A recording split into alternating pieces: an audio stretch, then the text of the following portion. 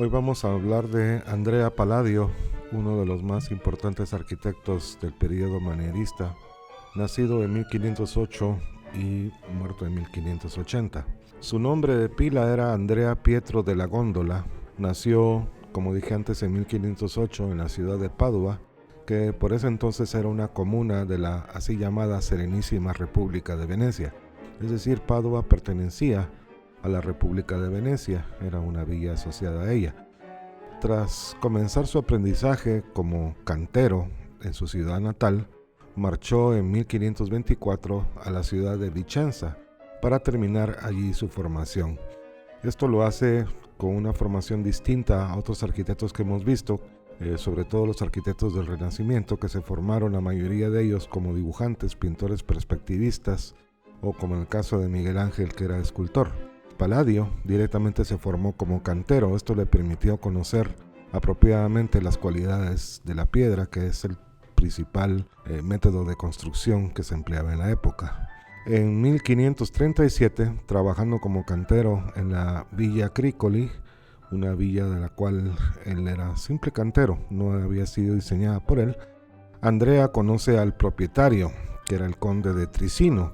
Era un humanista, mecenas de las artes, que se convirtió en el protector de Palladio, al que introdujo en las formas clásicas y quien le dio el nombre con el que pasaría a la posteridad.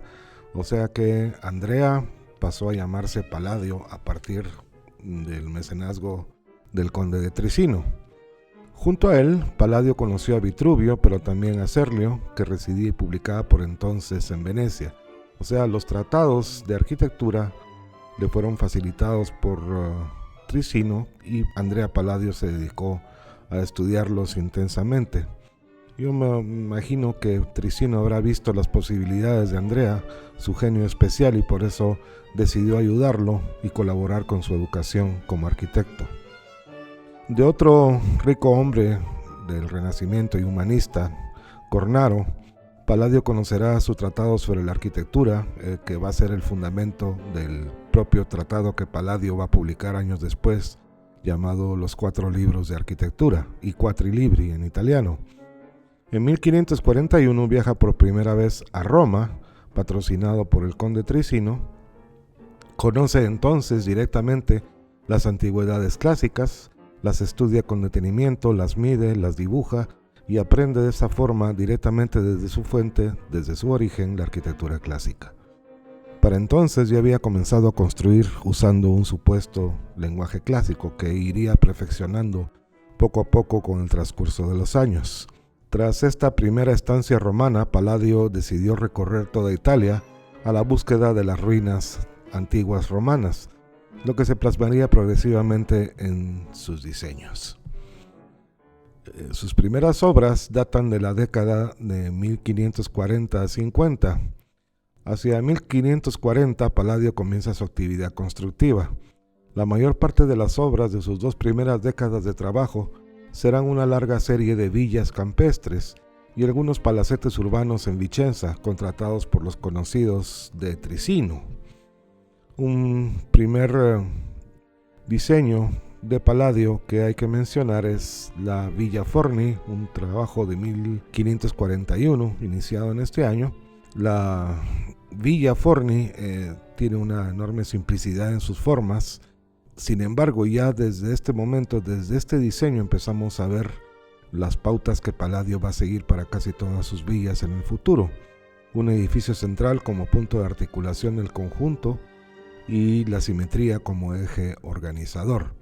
Hay algo que hay que mencionar acerca de las villas. Una villa es una residencia campestre, pero no se concibe como en los términos actuales, es decir, una casa de campo. Una villa se parecía más a lo que actualmente sería algo así como el casco de una finca. Es decir, es la residencia del propietario de una tierra en un lugar campestre fuera de la ciudad, y junto con la residencia se construían otros locales, otros espacios para los servicios. Se construían caballerizas, establos, viviendas para los trabajadores, etc. En la Villa Forni, siguiendo con esta primera villa de Palladio, la simetría como eje organizador se ciñe tanto en planta como los alzados. Es precisamente esta simetría la base del concepto espacial. La rígida simetría de Palladio responde a sus estudios de las antiguas ruinas romanas, y habría que decir que una de sus grandes ventajas era su dominio de la técnica constructiva, lo que le permitía abordar el diseño en su totalidad. Es decir, Palladio, a diferencia, por ejemplo, de Alberti, Palladio conocía perfectamente las técnicas de construcción. Él mismo había sido un constructor como cantero. Toda esta obra inicial aún denota su parquedad todavía en el manejo del repertorio clásico.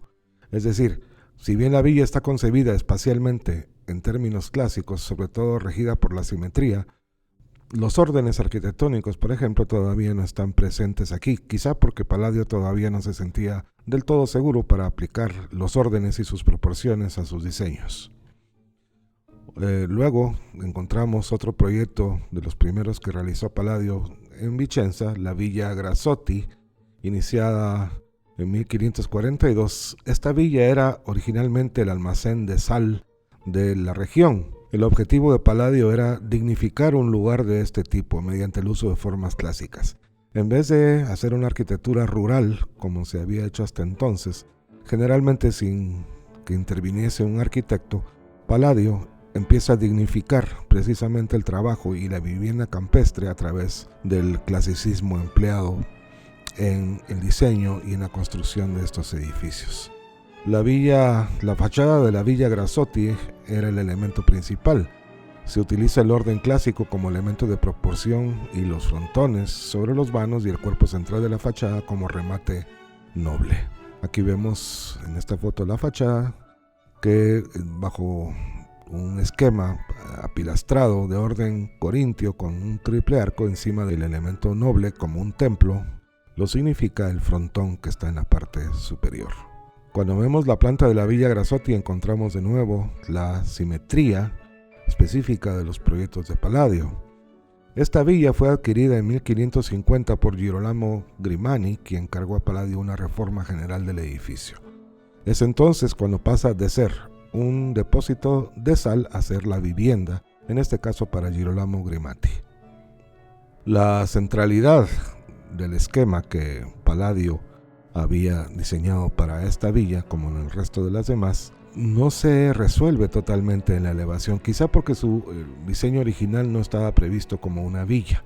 Luego vamos a encontrar que ese espacio central, colocado simétricamente justo en el centro con una planta que va siempre a ser regida por uno o dos ejes, va a ser el elemento volumétrico más destacado de todo el conjunto. La comuna de Vicenza encargó a Palladio la reconstrucción del Palacio Comunal, un edificio que provenía de la Edad Media, llamado la Basílica. Esto fue en el año 1545 y escogieron el diseño de Palladio después de haber descartado los proyectos de otros arquitectos como Sansovino, del propio Serlio, San Micheli y del mismo Giulio Romano. El proyecto de Palladio ennobleció la antigua basílica medieval, convirtiéndola en una basílica clásica, aquí sí usando plenamente los órdenes clásicos de arquitectura, los cuales ya a estas alturas Palladio dominaba perfectamente. Concibió el edificio, que es básicamente la fachada de él, una fachada en dos plantas, la inferior habilitada para tiendas, negocios diversos y la superior como salón comunal. Ambos niveles estaban rodeados por sendas logias, que de orden dórico la inferior y de orden jónico la logia superior. A la muerte de Palladio la construcción no había concluido, pero se mantuvieron los principios establecidos por el arquitecto, donde mostraba su avanzado dominio del lenguaje clásico. Aquí sí ya tenemos a un Palladio plenamente desarrollado. Al ver este esquema de la elevación de la Basílica de Vicenza podemos notar a doble loggia en doble nivel con doble columnata, dórico abajo, jónico arriba, una arcada que está sostenida por arcos de medio punto con columnas, pequeñas columnas, cada una del mismo orden que las columnas mayores que están adosadas a la fachada. El elemento central fue recubierto con nuevo material y se le dotó de un ático en la parte superior para ser rematado por esta techumbre extraña en forma redonda, si la vemos en una sección, es realmente un arco de medio punto y no está construida en piedra, sino que es una estructura de madera recubierta de placas de cobre. También de esta época es en la ciudad de Vicenza la construcción del palazzo o Palacio Chiericati de 1548 y fue terminado en 1557. Este estaba ubicado en un solar estrecho y alargado, al que se dotó de una fachada monumental, siguiendo un plan, como si dijéramos una escenografía parecida a la de la colina capitolina de Miguel Ángel, que construyó los dos palacios como fachada. En el Palacio Chiericati, Palladio hace uso exactamente del mismo ejemplo. Este conjunto está dominado por un sistema adintelado, carece de frontones, carece de bóvedas. Palladio optó específicamente por el orden dórico abajo y jónico encima, como corresponde al esquema clásico, sobre todo el vitruviano, alternando en la segunda planta, en el cuerpo central que empieza a ser dominante, frontones triangulares con frontones escarzanos. La gran columnata del piso inferior también se abre un poco, o se adelanta, dijéramos más bien un poco, en el cuerpo central, donde encontramos 4 grandes semicolumnas que sostienen todo el edificio, igual que se repite en el segundo nivel.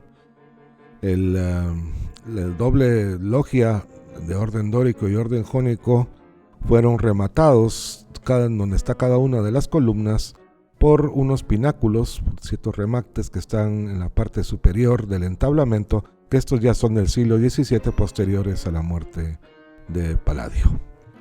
Aquí vamos a entrar ya directamente, después de los ejemplos que hemos visto, de la principal característica por la cual es conocido este arquitecto, que son las villas, que prácticamente las empieza a trabajar bajo los mismos esquemas, alternando unos y otros. La mayor parte de sus trabajos pues fueron realizados, como dije antes, en Vicenza. Y en sí la villa palladiana ha quedado como modelo y tipo de la residencia campestre. Su influencia se ha extendido desde su origen en el Véneto hacia casi todos los confines del mundo, sobre todo gracias a la difusión del tratado que escribió Palladio. Las tipologías abarcan varios diseños característicos, entre los que se pueden encontrar la villa porticada de planta central y la villa porticada con núcleo y brazos o alas porticadas extendidas a ambos lados. Aquí vemos en estas dos imágenes, en la imagen superior, la villa porticada de planta central y en la imagen inferior la villa porticada con un núcleo centralizado y brazos o alas porticadas extendidas a ambos lados.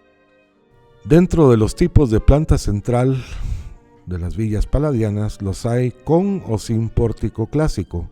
En todos los casos se encuentra ligeramente adelantada o yuxtapuesta la sección central, en donde se halla la entrada principal, y esta da al ambiente central y principal de la casa. La experimentación espacial que realizó Palladio llevó al historiador Wittkower a formular la teoría de una evolución en pos del espacio central. Probablemente su obsesión era más la simetría que el espacio central, si bien este se convierte en la simetría perfecta. Llama la atención, en cualquier caso, que se desarrolle esta experimentación cuando en Roma ya se ha descartado apostando por la planta longitudinal en esas fechas. Por otro lado, en todas las villas palladianas el orden y la simetría se alcanzan por medio de los trazados reguladores, conformando diferentes versiones de la taxis renacentista. Como vemos en este esquema, donde encontramos los trazos reguladores de varios ejemplos de villas palladianas, cada uno de ellos con un diseño particular, sin embargo, todos en común tienen un esquema geométrico de planta regida por una línea central conformando un eje de simetría biaxial, y en otros casos, como en la rotonda de Vicenza, un doble eje de simetría.